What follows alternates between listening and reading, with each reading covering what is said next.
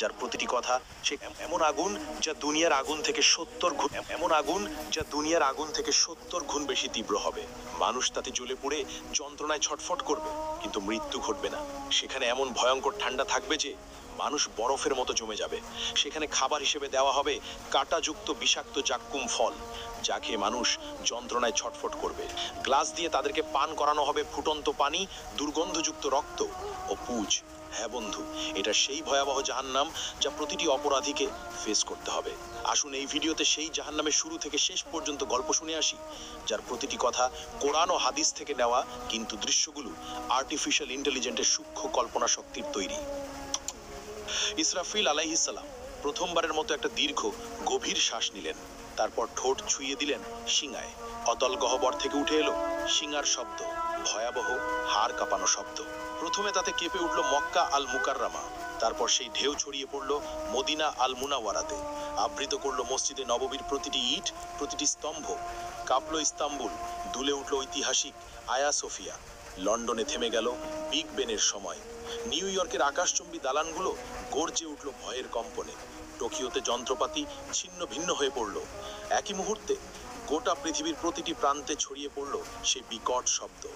আকাশের তারারা একে একে নিভে যেতে লাগলো। সেই দীপ্তিমান সূর্য ডুবে গেল অদৃশ্য অন্ধকারে, আর চাঁদ ভেঙে টুকরো টুকরো হয়ে গেল আকাশের বুকে। মুহূর্তেই সমগ্র মহাবিশ্ব এক বিশাল কবরস্থানে রূপ নিল। নেমে এলো নীরব নিস্তব্ধতা। সবকিছু সম্পূর্ণ অন্ধকার, সবকিছু মৃত্যু কোলে ঢলে পড়েছে। সবকিছু আচ্ছাদিত হয়ে গেল, শুধু আল্লাহ অবশিষ্ট রইলেন। ঘোষণা আসলো, আজ কার জন্য রাজত্ব? কিন্তু কেউ উত্তর দিল না।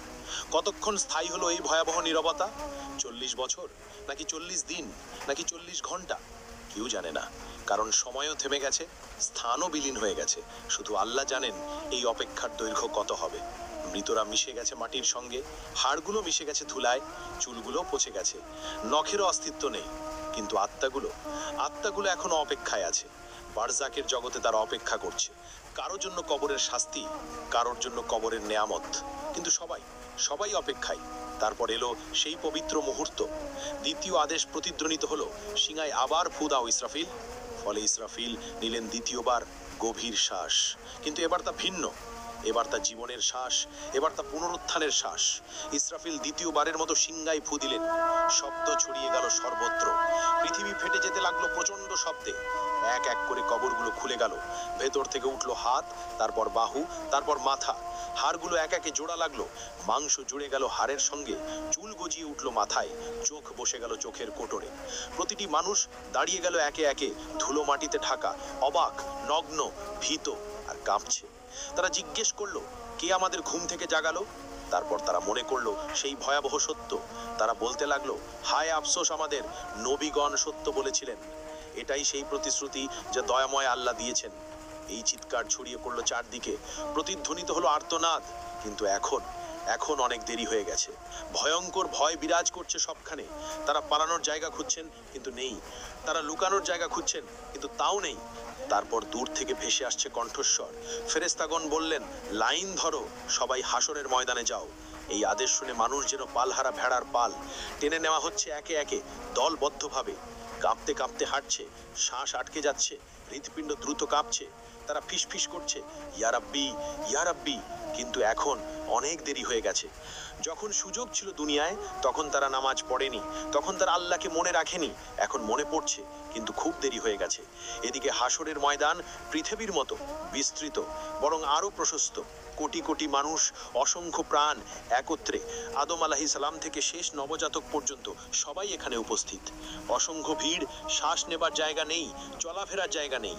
মানুষ ভয়ে একে অপরকে চেপে ধরছে। সূর্যকে কাছে আনা হয়েছে, ঠিক মাথার উপরে, শুধু 1 মাইল দূরে। কি অসহ্য তাপ! শরীর থেকে ঘাম ঝরছে অবিরত। কেউ তাদের গোড়ালি পর্যন্ত ঘামে ডুবে আছে, এরা সামান্য পাপী। কেউ হাঁটু পর্যন্ত ডুবে আছে, এরা মাঝারি পাপী। কেউ কোমর পর্যন্ত ডুবে আছে, এরা অনেক পাপী। কেউ গলা পর্যন্ত ডুবে আছে, এরা মারাত্মক পাপী। কেউ ঘামের মধ্যে মুখ নাক ঢেকে আছে, এরা সবচেয়ে ভয়ঙ্কর পাপী। তারা ঘামে ডুবে যাচ্ছে কিন্তু মরতে পারছে না, কারণ মৃত্যু আর নেই। এই শাস্তির মধ্যেই সময় অতিবাহিত হচ্ছে, বছরের পর বছর কেটে যাচ্ছে, তবুও তারা দাঁড়িয়ে হাসরের ময়দানে। 1000 বছর গেল, 2000 বছর গেল, 3000 গেল, 5000 গেল, 10,000 গেল, এইভাবে 50,000 বছর চলে গেল। তবুও তারা অপেক্ষায়, তারা কাঁদছে, ইয়া রাব্বি, ইয়া রাব্বি, আমাদের বিচার শুরু করো না এখনই। এই অপেক্ষা শাস্তির চেয়েও কঠিন। আমাদেরকে জাহান্নামে নিক্ষেপ করো, কিন্তু তবু এই অপেক্ষা শেষ করো, আমরা আর পারছি না। কিন্তু আল্লাহ, যিনি ন্যায় বিচারক, তাদেরকে অপেক্ষায় রাখলেন, কারণ দুনিয়ায় তারা তার আদেশকে অপেক্ষায় রেখেছিল। তারা সালাত বিলম্ব করেছিল, তারা তওবা পিছিয়ে দিয়েছিল, আর আজ তারাই অপেক্ষায়। এমন সময় জাহান্নামের আগমন। হঠাৎ দূর থেকে একটা ভয়ঙ্কর শব্দ ভেসে এলো, যেন 1000 আগ্নেয়গিরি বিস্ফোরিত হচ্ছে, যেন লক্ষ ভূমিকম্প একসঙ্গে ঘটছে।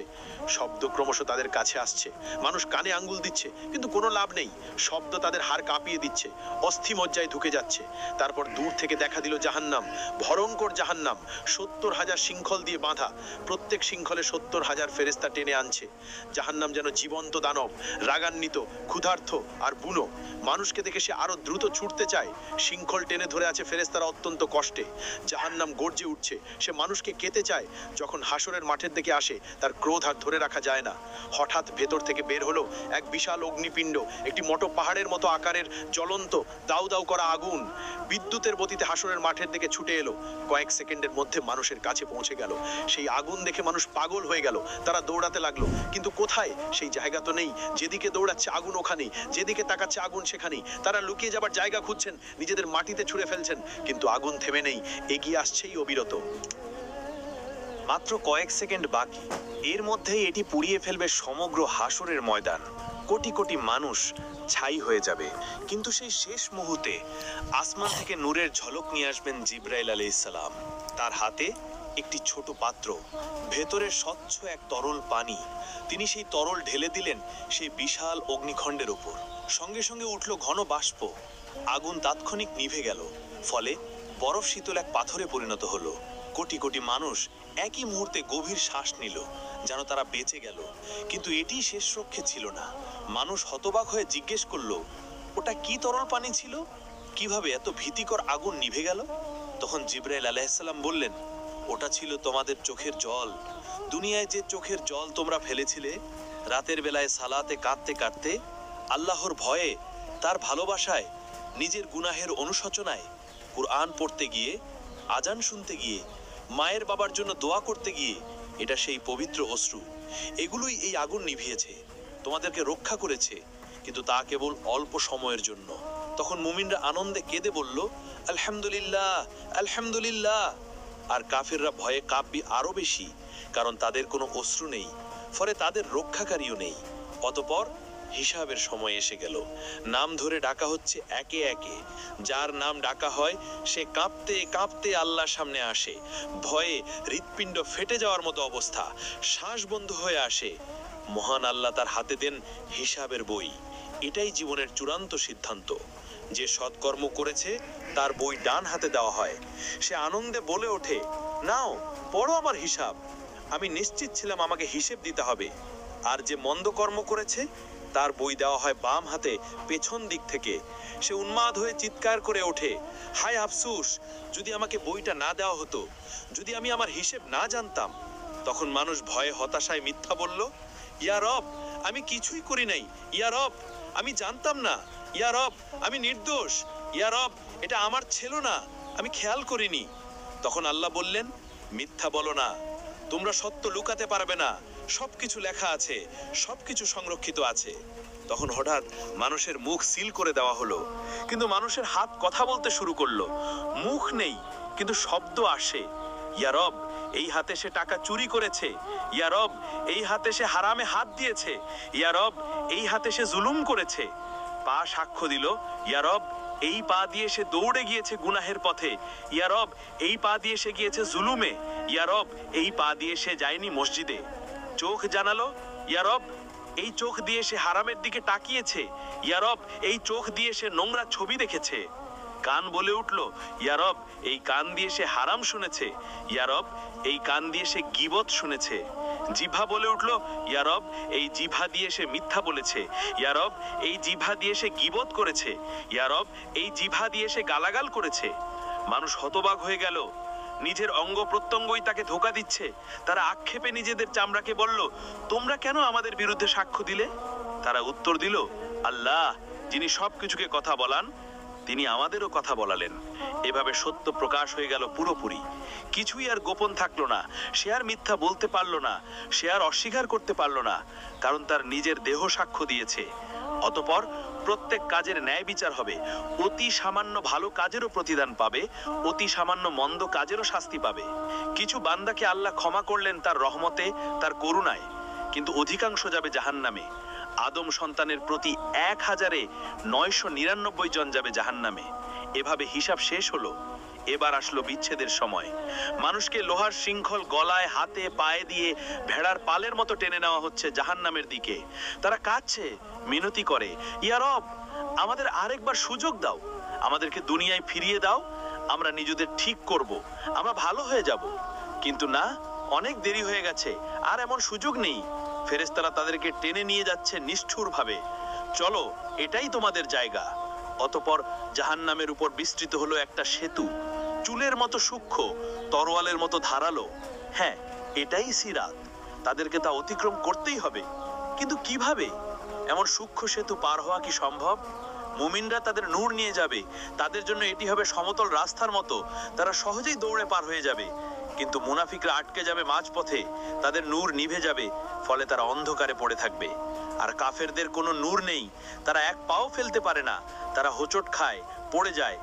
বেশিরভাগ সিরাত পার হতে পারবে না। তারা হোঁচট খেয়ে জাহান্নামে পড়ে যায়, যেন ৭০ বছর ধরে পড়ছে। পড়ে যাচ্ছে জাহান্নামের গহ্বরে। প্রতিটি পতন এক একটি চিৎকার, লক্ষ চিৎকার, কোটি কোটি চিৎকার। জাহান্নাম হা করে অপেক্ষা করছে ক্ষুধার্ত দানবের মতো।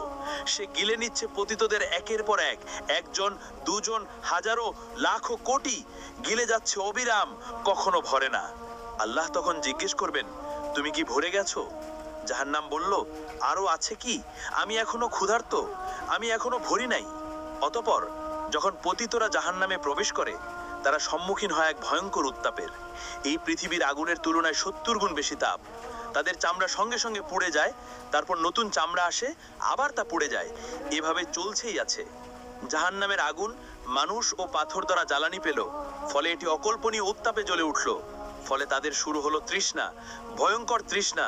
তারা পানি চাইবে, দেওয়া হবে, কিন্তু কেমন পানি? তাদের দেওয়া হবে ফুটন্ত পানি, যা তাদের অন্ত্র ছিঁড়ে ফেলবে। তাদের দেওয়া হবে পুজ পানি পান করতে, তারা তা গিলতে চাইবে, কিন্তু পারবে না। প্রতিটি দিক থেকে মৃত্যু তাদের কাছে আসবে, কিন্তু তারা মরবে না। তারা খাদ্য চাইবে, দেওয়া হবে, কিন্তু কেমন খাদ্য? তাদের খাদ্য হবে কেবল কাঁটাযুক্ত উদ্ভিদ। এটি এমন এক জাক্কুম বৃক্ষ, যা জাহান্নামের তলদেশ থেকে জন্মায়। এর ফল শয়তানের মাথার মতো। প্রতিটি গ্রাসে আরাম নয়, বরং ব্যথা আসে। তারা না চাইলেও জোর করে তা তাদের খাওয়ানো হবে। জাহান্নামের শাস্তি শুধু উত্তপ্ত আগুন নয়, এখানে আছে জামহারির, যা ততটাই কষ্টদায়ক ঠান্ডা যেমন আগুনের উত্তাপ। অসহনীয় গরম আর ঠান্ডা প্রমাণ করে যে জাহান্নামের যন্ত্রণা সব দিক থেকে ঘিরে রাখবে। এখন সবাই তাদের স্থান খুঁজে নিয়েছে। জান্নাতের মানুষ জান্নাতে, আর জাহান্নামের মানুষ জাহান্নামে। দরজাগুলো চিরতরে বন্ধ হয়ে গেছে। ভাগ্য নির্ধারিত হয়ে গেছে। চিরকালীন সময় শুরু হয়েছে, আর কোনো ফেরত নেই। জাহান্নামের মানুষ সেখানে চিরকাল থাকবে। চিরকাল, ট্রিলিয়ন বছর, কোয়াড্রিলিয়ন বছর, কখনো শেষ হবে না। জাহান্নামের ৭টি দরজা রয়েছে, অর্থাৎ ৭টি আলাদা স্তর, ৭টি আলাদা দরজা, ৭টি শাস্তি। ৭টি দরজা পাহাড়ের মতো বিশাল, একটির নিচে আরেকটি স্তূপ হয়ে আছে গভীরতর দিকে। ওই দরজাগুলোর আড়াল থেকে এক আলো জ্বলে ওঠে, যার হৃদয়ে ভয়ের সঞ্চার করে। এই দরজার প্রহরীর সামনেই থাকবে চোপ বজ্রের মতো, চেহারা কঠোরতায় খোদাই করা। জাহান্নাম সৃষ্টির দিন থেকে সে কখনো হাসেনি। অটল, নির্মম, প্রহরায় অবিচল। প্রতিটি দরজা ভিন্ন পাপীদের জন্য। প্রতিটি স্তরে আলাদা শাস্তি, কেউ হালকা, কেউ ভয়ঙ্কর। লোকেরা জাহান্নামের দারোয়ান মালিককে ডাকবে, হে মালিক, তোমার রবকে ডাকো, আমাদের জীবন শেষ করে দিক। কিন্তু মালিক উত্তর দেবে শুধু নীরবতায়। প্রথম দরজা আকাশ কাঁপানো গর্জনে খুলবে। এর উপর লেখা থাকবে জাহান্নাম। এই স্থান মুসলিমদের জন্য, যারা ঈমান এনেছিল কিন্তু গাফেল ছিল, ঈমানদার যারা সালাত ছেড়েছিল, যারা বলতো পরে পড়ব, যারা মিথ্যাকে অভ্যাস বানিয়েছিল, যারা মানুষকে কষ্ট দিয়েছে, অন্যায় করেছে, মানুষের হক মেরেছে, যারা বলেছে আল্লাহ তো ক্ষমা করে দেবেন কিন্তু তাওবা করেনি। তারা যখন প্রবেশ করবে তখন তারা কেঁপে উঠবে, আমরা কি ঈমানদার ছিলাম না? আমরা কি শাহাদা বলিনি? হ্যাঁ বলেছিল, কিন্তু এর দায়িত্ব পালন করেনি। এখানকার শাস্তি অস্থায়ী। যতদিন তাদের গুনাহ থাকবে ততদিন শাস্তি চলবে, তারপর তারা জান্নাতে যাবে। কিন্তু ততদিন পর্যন্ত প্রতিটি ছেড়ে দেওয়া সালাত সমান একটি আগুন, প্রতিটি মিথ্যা একটি শিখা, প্রতিটি গুনাহ একটি যন্ত্রণা। আর দ্বিতীয় দরজা খুলবে এক বুনো চিৎকারে, তার নাম লাজা, অর্থাৎ এমন শিখা যা গ্রাস করে। এই আগুন জীবন্ত, এটি যেন বুদ্ধি রাখে, শিকার খোঁজে। এটি খুঁজে নেয় তাদেরকে যারা ইসলামকে উপহাস করেছে, যারা কোরআনের আয়াত শুনে হেসেছে, যারা আজান শুনে উপেক্ষা করেছে, যারা মুসলমানদের নিয়ে ঠাট্টা করেছে। লাজা তাদেরকে আক্রমণ করবে, সাপের মতো লাফিয়ে পড়ে, সিংহের মতো মাংস ছিঁড়ে ফেলবে, হাড় ভাঙবে, আবার তা জুড়ে দিবে। কারণ এখানে ব্যথা এক অন্তহীন চক্র। আর তৃতীয় দরজা সাকার গভীর নীরবতায় খুলবে। সাকার হলো আগুন যা ধ্বংস করে। এখানে শাস্তি তাদের জন্য যারা ক্ষুধার্তকে দেখে বলেছে আমার সমস্যা নয়, যারা ইয়াতিমকে জেনেও ফিরেছে, যারা গরিবকে উপেক্ষা করেছে, যারা সাহায্য প্রার্থীকে ফেলে গেছে, যারা শুধু আরামে মগ্ন থেকেছে। তাদেরকে জিজ্ঞেস করা হবে, তোমাদেরকে এই সাকারে কি সে এনেছে? তারা উত্তর দেবে, আমরা নামাজ পড়তাম না, আমরা গরিবকে খাবার দিতাম না। এখন তারা ক্ষুধার্ত, কেউ খাবার দেয় না, তৃষ্ণার্ত, কেউ পানি দেয় না। যন্ত্রণা ফিরিয়ে আনে তাদের সেই দুনিয়ার নিষ্ঠুরতা। আর চতুর্থ দরজা হুতামা খুলবে এক ধাতব শব্দে। হুতামা এমন আগুন যার হৃদয় চূর্ণ করে। এখানে সোনা রূপাও আছে, কিন্তু কি ধরনের সোনা রূপা? সেখানে আছে আগুনে গলিত জ্বলন্ত সোনা রূপা। যেসব ধনীরা ধন গণনা করত বারবার, যারা বলতো আর একটু চাই, যারা গরিবকে বিদ্রুপ করেছে, সম্পদকে উপাসনা করেছে, তাদের শাস্তি এখানেই হবে। তাদের সোনা হবে গলায় শৃঙ্খল, রূপা হবে ইলোহার চাবুক। হুতামা শুধু শরীর পোড়ায় না, এটি হৃদয়কে আক্রমণ করে, লোভী হৃদয়কে, স্বার্থপর হৃদয়কে বারবার গলিয়ে আবার তৈরি করে, আবার গলিয়ে দেয় এক অন্তহীন যন্ত্রণা। আর পঞ্চম দরজা জাহিম খুলবে এক ক্রুদ্ধ গর্জনে। জাহিম হচ্ছে দাও দাও শিখার ভাটি। এখানে শাস্তি তাদের যারা অহংকারী, যারা দুর্বলদের উপর অত্যাচার করেছে, এমন শাসক যারা প্রজাদের জুলুম করেছে, এমন মালিক যারা শ্রমিকদের কষ্ট দিয়েছে, এমন স্বামী যারা স্ত্রীকে মেরেছে, এমন পিতা যারা সন্তানদের কষ্ট দিয়েছে, যারা মনে করেছে তাদের সিংহাসন আল্লাহর আরশের চেয়ে বড়। আর ষষ্ঠ দরজা সাইর খুলবে যুদ্ধের আর্তনাদে। সাইর হলো রাগান্বিত আগুন। যারা নবীদের সাথে শত্রুতা করেছে, যারা রক্তপাতের স্থপতি, যারা শান্তি নষ্ট করেছে, এক কথায় প্ররোচনাকারী, যুদ্ধবাজ, হত্যাকারীরা এখানেই থাকবে। এখানে প্রতিটি হাড় চিৎকার করবে, প্রতিটি শ্বাস কাঁচ গিলার মতো ব্যথা দিবে। তাদের অত্যাচারিতদের চিৎকার তাদের চারপাশে প্রতিধ্বনিত হবে। আর সপ্তম দরজা হাবিয়া খুলবে এক গভীর ক্রন্দনে। আল হাবিয়া অর্থ অন্তহীন অতল খাত, সবচেয়ে গভীর অন্ধকার স্থান। এখানে প্রবেশ করবে মুনাফিকরা। এরা সবচেয়ে বিপজ্জনক পাপী, যারা জিহ্বায় বলেছে লা ইলাহা ইল্লাল্লাহ কিন্তু হৃদয়ে বিশ্বাস করেনি, যারা হৃদয়ে বিশ্বাসঘাতকতা করে, যারা ঈমানের মুখোশ পরে কিন্তু জীবনে ফাঁকা, যারা দ্বিমুখী আচরণ করে, যারা মুসলমানদের বিরুদ্ধে ষড়যন্ত্র করে, যারা প্রতারণা করে, যারা আনন্দ করে, ভাবে তারা পৃথিবী শাসন করছে, সেই মুনাফিকরা এখানেই থাকবে। এই হাবিয়াতে রয়েছে বিশেষ শাস্তি। সেখানে মুখোশ চিরতরে ছিঁড়ে ফেলা হবে, মিথ্যা উন্মোচিত হবে, সত্যিকারের মুখ প্রকাশিত হবে, এমনকি আগুনও কেঁপে উঠবে। কারণ মুনাফিকি হলো সবচেয়ে বিষাক্ত মিথ্যা, সবচেয়ে প্রাণঘাতী রোগ, সবচেয়ে বড় বিশ্বাসঘাতকতা। যারা এই হাবিয়াতে নিক্ষিপ্ত হবে তারা পড়তে থাকবে চিরকাল, কখনোই তলানিতে পৌঁছাতে পারবে না। কারণ মুনাফিকির কোনো শেষ নেই। প্রিয় বন্ধু, আপনি এই পর্যন্ত ভিডিওটি দেখেছেন, এই ভীতিকর দৃশ্যগুলো দেখেছেন, এই ভয়াবহ শাস্তিগুলো শুনেছেন। এখন সিদ্ধান্ত নেওয়ার সময়, আপনি কোন দলে থাকতে চান, জান্নাতে নাকি জাহান্নামে? এটা আপনার হাতে, এটা আপনার সিদ্ধান্ত।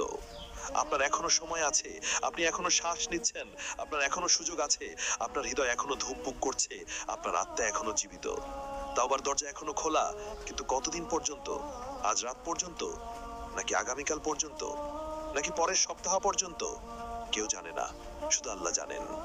সিংহে যে কোনো মুহূর্তে ফু দেওয়া যেতে পারে, যে কোনো শ্বাসে, যে কোনো সেকেন্ডে। ইসরাফিল অপেক্ষা করছে আল্লাহর আদেশের জন্য। আর আপনি এখনো গাফেল, এখনো খেলায় মেতে আছেন, এখনো বলছেন পরে করব, পরে সালাত পড়ব, পরে তাওবা করব, পরে নিজেকে ঠিক করব। কিন্তু সেই পরে যদি আর কখনো না আসে, যদি আজ রাতই হয় আপনার শেষ রাত, আপনি কি প্রস্তুত? সত্যি কি প্রস্তুত? এই ভিডিওটি শেয়ার করুন, আপনার প্রিয়জনদের সাথে শেয়ার করুন।